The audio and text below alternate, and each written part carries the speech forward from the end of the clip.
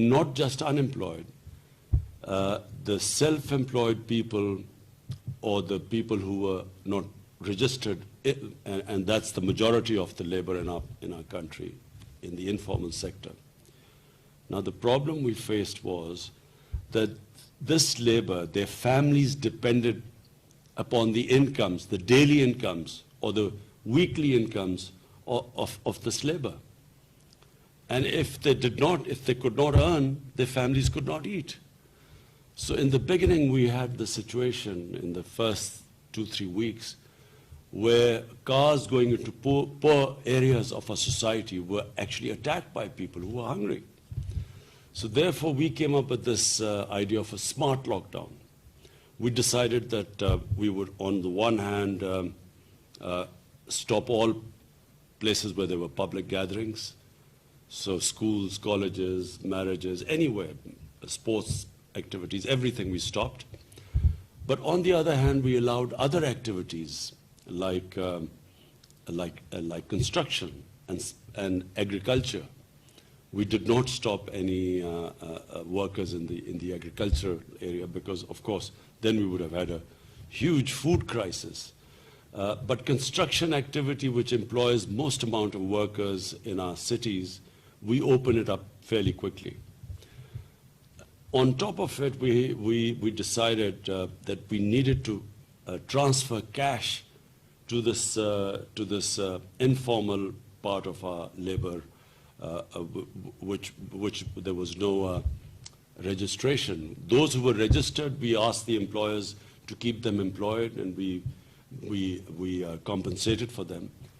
But the ones who weren't registered, we set up the system of people registering with our SARS program, which was this program through which we distributed money.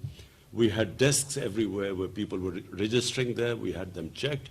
And then in Pakistan's history, never was so much money transferred to so many people in such a short space of time. So that's saved us from some of the worst aspects of the lockdown.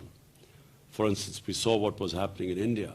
India did the opposite. They went for a curfew almost. And they had the huge problem of millions of migrant workers who were just left stranded. And on top of it, their poverty, because of this very strict lockdown, their poverty rates have gone up. But having said this, the future is very uncertain. We don't know how long the economy will take to recover from the impact of this lockdown.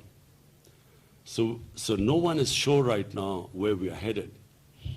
And we are all praying that some vaccine comes out as a cure to this virus. But in the meantime, this uncertainty prevails. And what we all know, the most vulnerable section of our society remains our labor. And that's why this summit is extremely important. We need to share ideas. We need to have some sort of a joint strategy on protecting our labor class, our laborers who are at the moment, businesses are going bankrupt. The small and medium industry, which employs the highest number of people, is the most vulnerable. In fact, the most bankruptcies are in the small and medium industry. And that's why we need some sort of a strategy.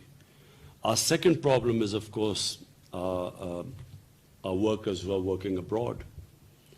This country depends upon their remittances, and not just Pakistan. I know a lot of other countries depend upon the remittances of their labor working abroad. Mr. Guy Ryder, we need some strategy of how we can convince these countries to be a bit more sympathetic, even though we know all countries are facing huge problems right now.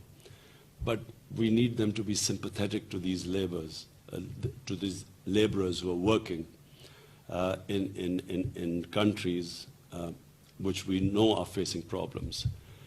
Secondly, we need some joint strategy, how we can soften the impact on laborers all over the world. So I thank you again for holding this very important conference at a very critical juncture in history as far as labor is concerned. And we would love to share ideas with other people. We would like to know what other countries are planning to do, what their experiences are. We will of course keep people other countries updated with what we are facing and what we feel the way forward is. But this conference is a beginning, I feel. After that, this constant exchange of ideas I'm sure will help all of us to help our labor. Thank you.